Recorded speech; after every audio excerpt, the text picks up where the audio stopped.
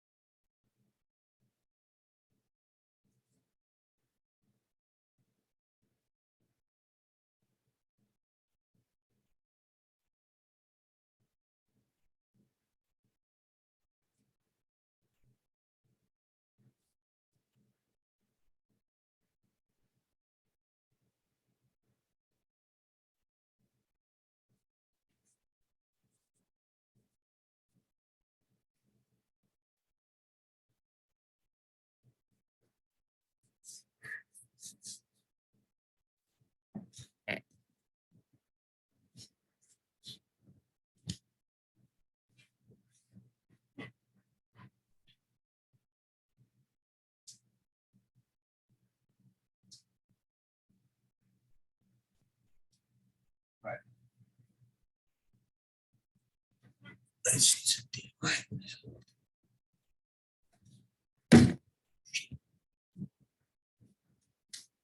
There we go.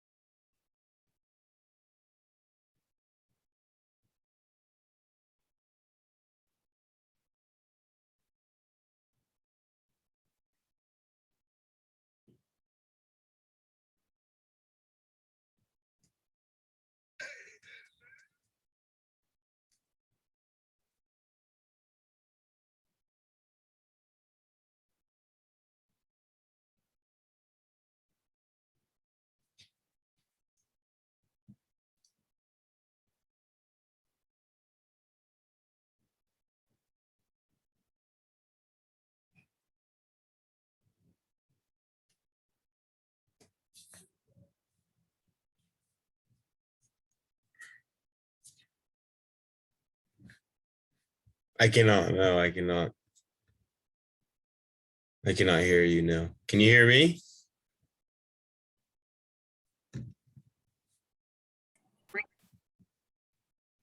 Can you hear Okay. me? Okay, yes, can you hear? There you are. Okay, Morning. sorry. Had to turn it on here. Yeah, I'm trying to hold on.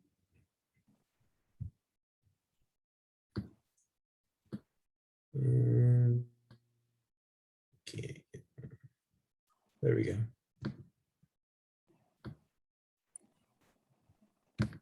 Oh, shoot. There you are. Morning, how are you? Just fine. How is it going for you? It's going pretty well. It's going all right. I had to get up this morning and I had trouble like setting up this meeting. It's my first time using Zoom because we never used it at Carroll. So I was a little confused, but I got it all set up. So Well, we're pros now after COVID, so oh yeah, for sure, for sure. How is everything?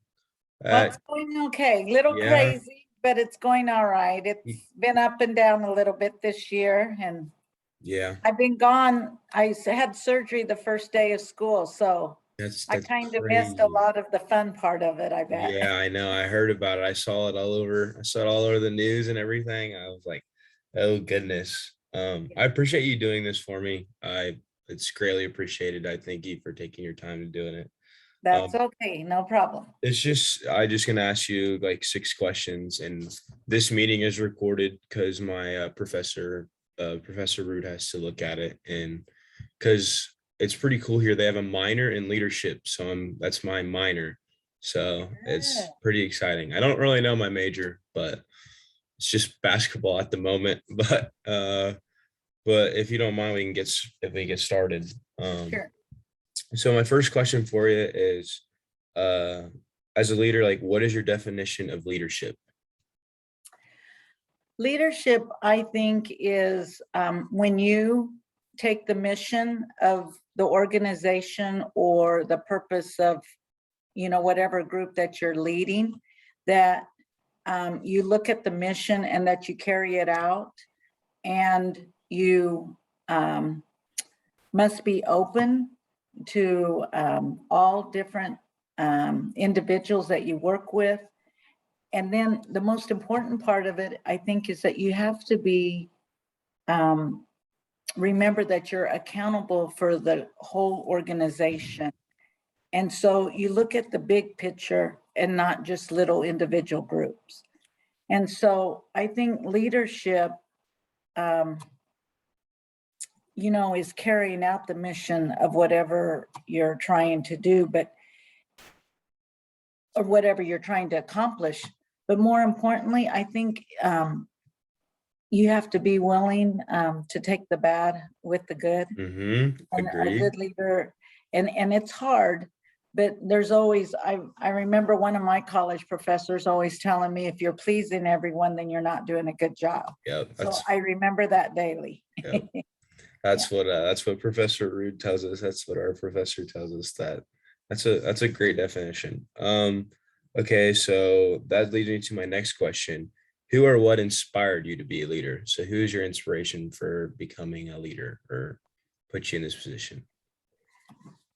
Well, that's kind of odd, because sometimes I think when you talk about college majors, mine, Carter, was economics and business administration. Wow. Okay. I had no idea that I wanted to go into education. I kind of fell into it.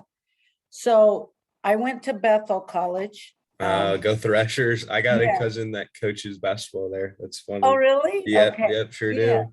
Okay.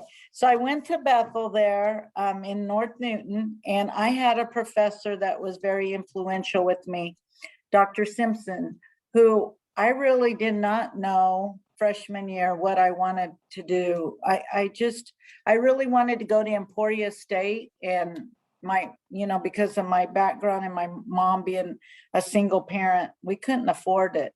And Bethel, I couldn't afford to live in a dorm, and Bethel gave me a lot of scholarships. And back then I got Pell Grants and different things like that. So this professor just, I don't know if I got in his group or what. He was my advisor, and I went into economics and business administration. And then junior year, there was a secretarial studies program at Bethel, and it was closing out. I mean, it was gonna close because of lack of enrollment. And the professor begged me to take all of the classes in business education just to keep the program open. Well, I Really? worked in a law office since sophomore year, so I had shorthand, office procedures back then, all these business classes Mhm. that we had. So I did it, and then I got my minor in education. Then when it came to student teaching, they wanted me to go to a Catholic school, and I wanted to go to a public school. I did not want to go to a Catholic school. So I ended up at Carroll because I had CYO. I was real active in the Catholic Youth Organization. And one of my priest friends was there, and the Bethel, I mean, they made me go to Bishop Carroll. They were so excited because they had never had anybody at a Catholic school. And I was upset because I wanted to be in a public school. That's funny. And then I did my student teaching, Carter, and I hated it at Carroll. Really? I did not teach my first year. So I thought, I never dreamed I'd be a teacher. And so then I worked in a law office, which I had done, and I did child support enforcement with the state Department of Social and Rehabilitation Services. And I love that work. I did work for Harvey, Rice, Reno, McPherson County, and I loved it. And after college, that's what I did for that first year. I worked for a lady attorney in Newton who is she was very forward, she was a leader, was the first lady to run for lieutenant governor in Kansas. And I loved working for her, and I did that. Well, then she moved to Norton, Kansas, and Carol had an opening, and the priest, Father Andy, begged me to try it. And I said, no, I didn't want to do that. I didn't like my student teaching. And then my supervisor in Topeka, I told him about it. And he said, you know what, go try teaching for 1 year. And if you like it, fine. If you don't, I'll hire you back. You'll have your job back. So I went, and then I've been at Carroll 36 years since. That is so crazy. I had Yeah. no idea that you like didn't want to do that, because like from my perspective, that's kind of how I am. I don't know what I want to do, and education's kind of on the back burner. That's just, it's like my backup plan, because I love how, especially at Carroll with like Coach Dom and all those guys, all my coaches, has really inspired me to coach and be a leader and stuff. That's a great story. That's awesome. I did not know So that. I think, I think of Dr. Simpson a lot. He's passed away now, but he kind of was a father figure for me. And my dad left my mom. So, I was with my mom. And so father figures in my life were not always there. Mhm. I mean, my brothers were, but it was a little bit different. So Dr. Simpson always pushed me to go the extra mile, and he always believed in me. And he said, you know what, you can do whatever you can do. Mhm. And so when I went to Carroll, I did that first year of teaching, and I taught 10 years. Mhm. I was going to leave and go to Southeast, offered me a position in business, and I was going to take that. And then Carroll came back and offered me an assistant principal job. And the principal there, Barb Mahoney, who was very well known in education here, she said, Tish, you try that. If you don't like it, the public schools will hire you. Yeah. And then I went in administration. So I kind of feel like I fell into this leadership role. Although I will tell you, leadership, I probably started doing it in college. With CYO, I was a leader and an advisor as soon as I was 18, because we didn't have anybody that would take over the youth group. Mhm. And CYO was a very important part of my life, Carter. It was different. We did a lot of traveling, and without cell phones and everything. I can't believe it. I would drive to Cunningham and Pittsburgh, Kansas on Wednesday nights. And I think I didn't even have a cell phone. And I would drive 3 hours by myself and come back in my car, because we did retreats and things like that. So leadership kind of started for me in that role. I think I became a youth advisor for our youth group and for the parish, and also for the region CYO, and then developed into my current role probably. Okay. That's awesome. I honestly did not know that. I don't think a lot of people, that's pretty cool. Okay. So long-winded story. I'm sorry. Yeah, but no, that's awesome. I love hearing it. That's awesome. I appreciate it. So my next question is, what is the most important risk you have taken as a leader, and like, why did you take it? Well, Or you might have just explained it, but no, I'll tell you, probably with my first year of administration there, the principal resigned, who had been there a while. And I had worked with him as an assistant principal. So I would say my first year as principal. And he resigned. I stayed home that year when I had our Ariane, our second child, and I thought I was going to be a stay-at-home mom. And then the position came open, and I applied for it. And when I got it, I even got sick one night. I made myself so sick, and my husband, I drove myself to the hospital, and I had to have IVs because I just made myself so sick, because I thought, oh no, I want to be a stay-at-home mom. I don't want to go back to work. Mhm. And he said, you can't do this. You signed a contract. You got to do this. And I said, I can't leave my kids at home. Well, then I went to work that first year and I had 2 assistant principals that were not meshing well with the staff. I mean, it was not good. And I had to hire a new counseling department head. And I also hired one of the current department heads there, Mrs. Neville. I had 2 counselors I had to hire that year. But during the first year, I could tell that my assistant principals were not gelling. And I let them both go at the end of the first year. And I thought, okay, is it me, the problem, or is it them? Because people are going to look at me and say, okay, she asked these 2 to leave.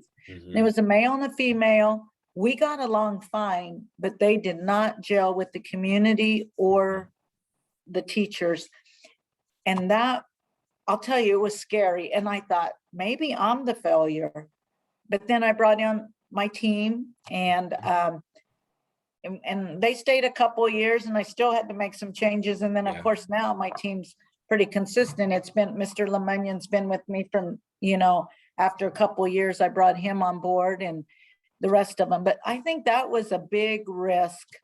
That was, and you have to do what your gut feeling tells you a little bit, what your heart tells you, even though it may not be the most popular. And was it difficult? Yes. And I will tell you, Carter, in leadership positions, I haven't had to let go of very many teachers, but there were a couple that I did, and those were difficult decisions. But if you take the right steps along the way in doing it, then you feel comfortable. And I'll tell you, the first 3 teachers that I probably let go at Bishop Carroll, I remember each one of them hugged me and thanked me for what I did for them and for being gracious with their exit. And that meant a lot to me. I mean, I cried when they left my office, and I don't know if they cried, but I thought I did the right thing, but at least I did it in a humane and gentle way. They knew it was coming, because that's the other thing. I think you have to document, and I worked in the legal field, so I'm extra careful about that. But document your steps, take the steps necessary, take time to think through your steps. And then if you feel like you're doing the right thing, then go forth with it. Okay. All right. That's awesome. I have one other thing though, Carter, I want to tell you too. This is another good lesson I learned. Because now my job is more fundraising than being raising of funds, alumni relations, things like that, budget and stuff, instead of the day-to-day principal things. But the other thing that I learned this was probably my 2nd year. We used to have a waiting list at Carroll. And, when we accept kids, we only accepted 225 kids. Like right now we have 320 freshmen. So back then, if I had 275 kids, there were 50 kids that we said, you can't come. Really? So we allotted each parish a certain number of kids. Another risk that I did, and I think I learned this from my mom, because she told me to always be honest and you treat everybody the same, no matter who they are. But I had somebody that a priest begged me to move in that classification, move them to the acceptance. But the student, they had applied late on their application, and everybody that applies late is deferred. I don't care who it is. And the priest called me and said, do you know who you deferred? And he gave me the name, and I go, so? And he said, no, you don't understand who this person is. And they were probably influential in the parish. And I said, Father, that doesn't matter. I said, their application was late like everyone else. That family, now the mom wasn't happy with me at that time, and she called me one time and chewed me out and yelled at me and everything. But the dad, in June, when I accepted him, the dad called me and thanked me for treating their family and this situation like I did everyone else. And he said, I have a lot of respect for you. And that was another big risk that I took. that I've used it every day to this day. And you've probably heard, Carter, some people will say, oh, Mrs. Nielsen, let such and such have a parking place because they donate money. That's not true. You know, everybody. And so if I could tell everybody that story when they accuse me of favoring somebody, I would, but I can't do that. Yeah. But in the back of my mind, and I've shared that with other classes that I've talked to, is that you always do what is right and you will get rewarded. Yep. Never I take, you know, agree. the low road. Okay, take the high road. That's awesome. Thank you. Okay. So my next question is, how do you hold your followers accountable, everyone around you accountable? Okay. I have a hard time in my delegating. Sometimes if they don't follow through, I do it because I feel the buck stops with me. Okay. And I'll tell you, the other thing is I would never ask someone to do something that I won't do.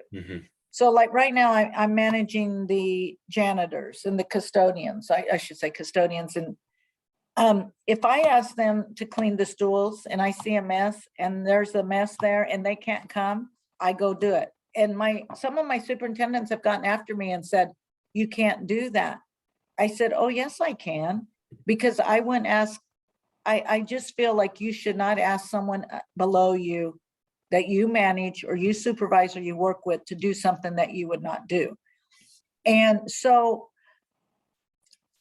the thing is, I try, you know, to hold them accountable, but also I worry about our reputation and what parents, what they're going to perceive. And sometimes if they don't follow through, my administrators don't follow through, sometimes I will go and say, okay, then I'm going to take this over if you're not going to do it right. You know what I mean?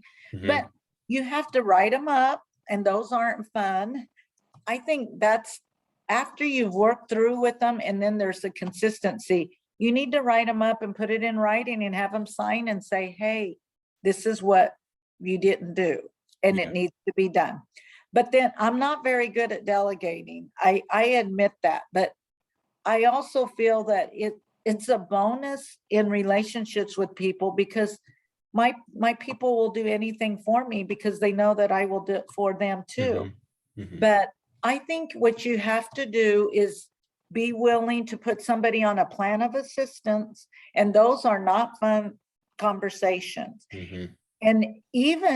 And I'll tell you, Carter, and you know, we've got people at Carroll that have been there a long time, but sometimes even if they've been there a long time and they're not doing something, you have to address it, not let it go. Otherwise, you're going to lose people in your community you're following, and they're not going to want to follow you.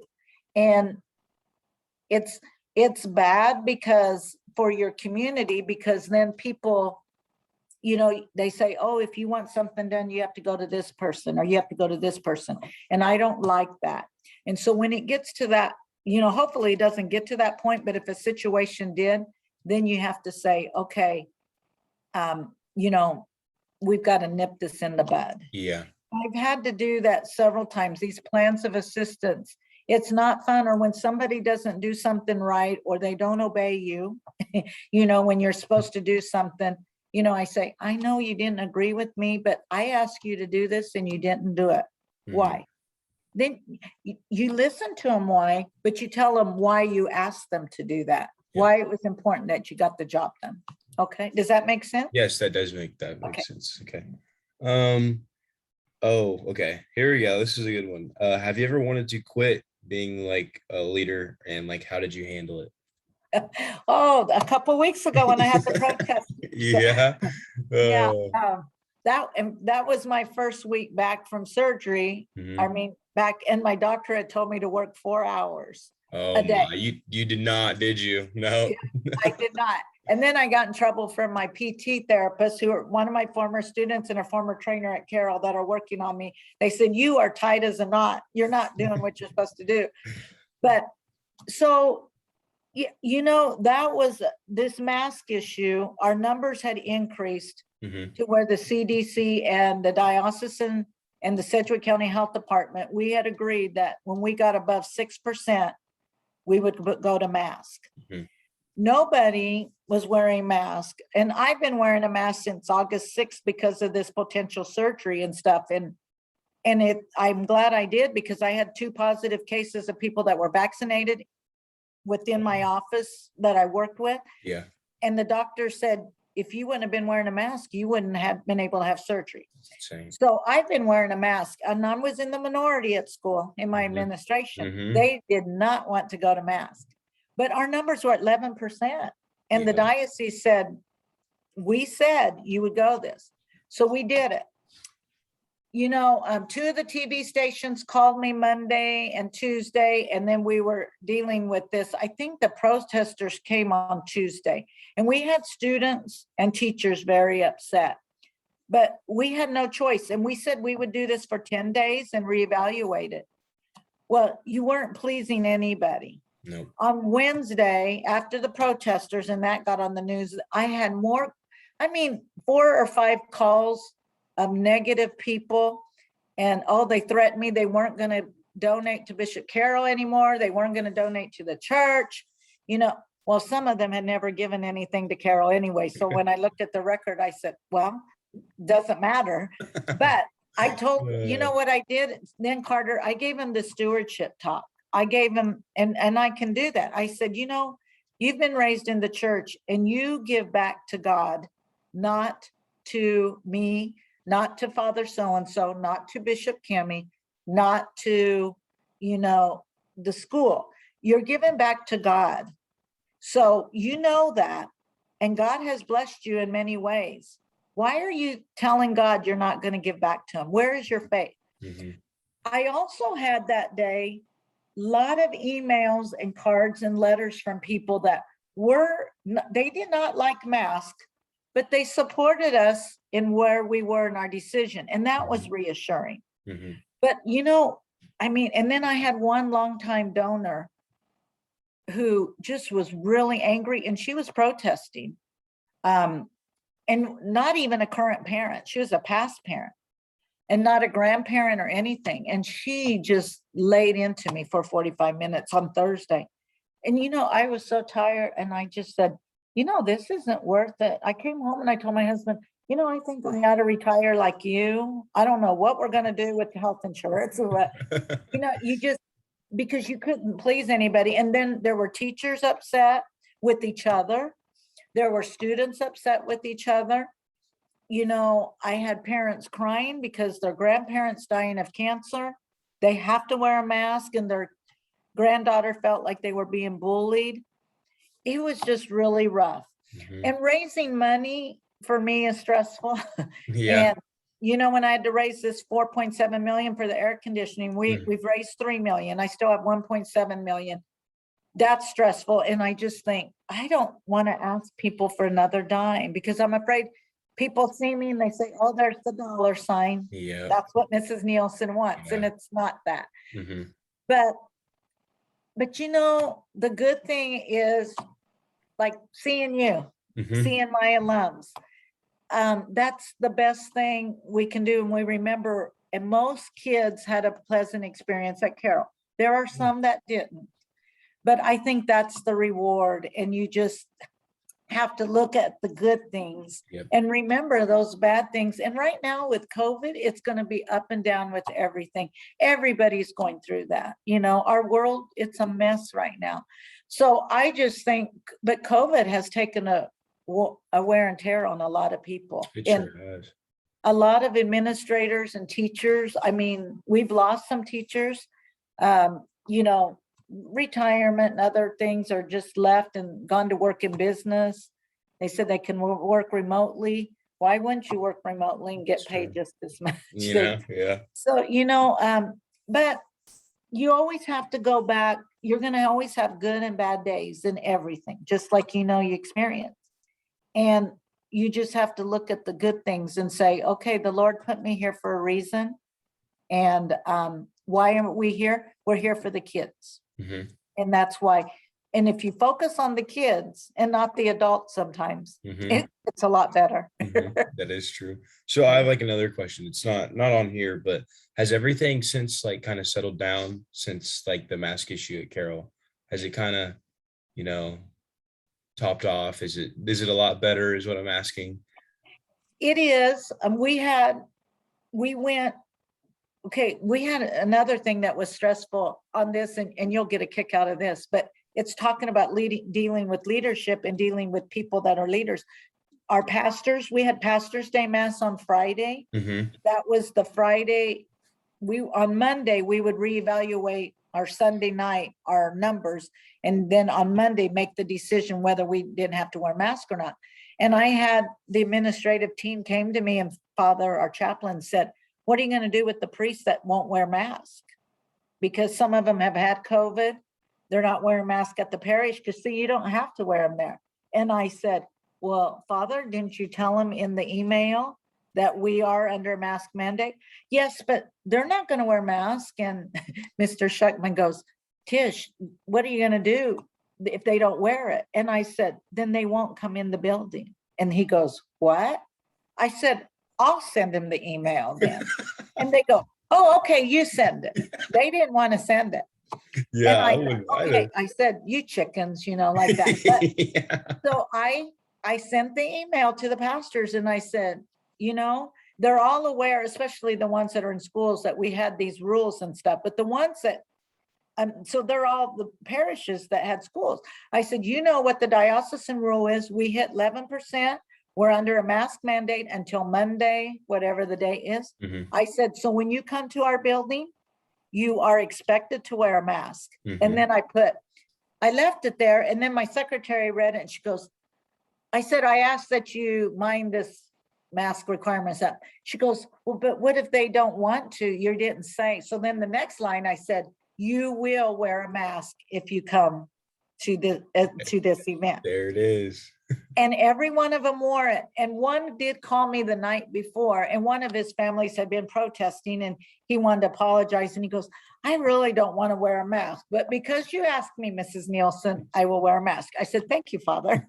and you have to remember, Carter, they're the ones that pay for my kids to come. Yeah, that's what I'm saying. Like the priests, like the fact that you guys were worried about them not wearing their mask out of all people, they're supposed to be the examples. Exactly. But see, and then you get these, and this was the other thing, at the games. Now I haven't been able to go to the games and I've been wearing my mask when I go out, but we had some of the protesters told some of our other families, we're going to go to the ball game and take pictures of the administrators that are not wearing a mask and see they don't want to wear it. Well, at our place, it'd be 3 not wearing a mask and me wearing a mask. Mm-hmm. And I am wearing it till December because I have PT and all this, but I probably will still wear a mask just because of the kids and the variants and the high risk right Mhm. now. And we had, one of my staff members is pregnant. That's another reason why, things like that. But people in leadership, that's a good point that you brought up. These priests, I told them, you are role models. You're supposed to be role models for our kids. And by you not doing this, but see, this is such a divisive issue. Mhm. Some of them have had COVID, so they don't think they're gonna, get it again. But I said, you got to protect your people, Mhm. So it's divisive. Mhm. But it's one of those things where you have to take a common ground.